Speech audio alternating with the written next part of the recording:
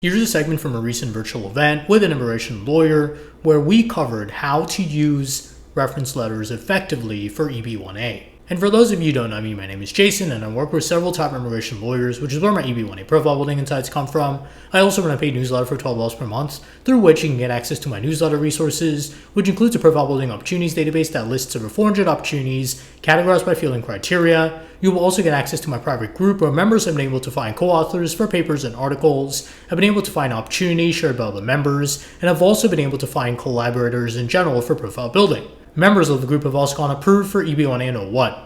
I also regularly share insights from recent conversations with immigration lawyers, as well as from conversations with EB1A recipients and insights on profile building. I also regularly host virtual events with top immigration lawyers where you can ask your questions about EB1A, EB2NW, and 01. If you're interested in these resources, check out the link in the comments. But going back to the video, here is a segment from a recent virtual event where we covered how to use reference letters effectively for EB1A. So one of the things I'm curious about, the letters, like, are the letters aren't necessarily more like a separate category? Are the letters applied to specific categories, like for critical role or for original contributions, or are they just like additional proof of your excellence?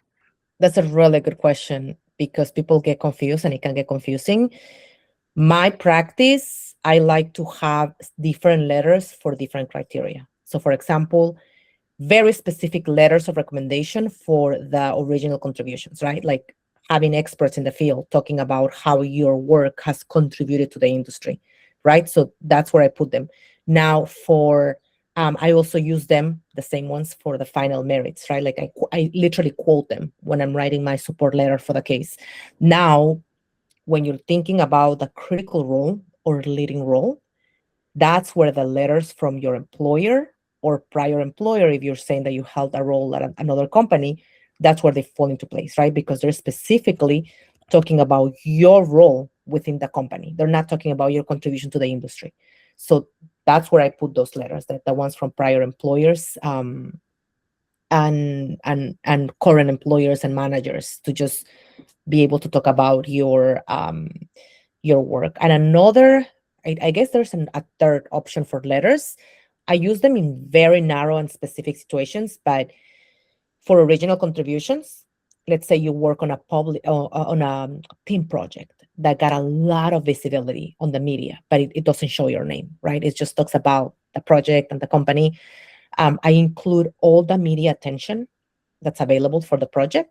And then I get a letter from the manager or someone from the company attesting that you were part of the project and that you contributed significantly to the project, so that the public attention is also for you, just to make the connection between what's available publicly, the project, and you specifically.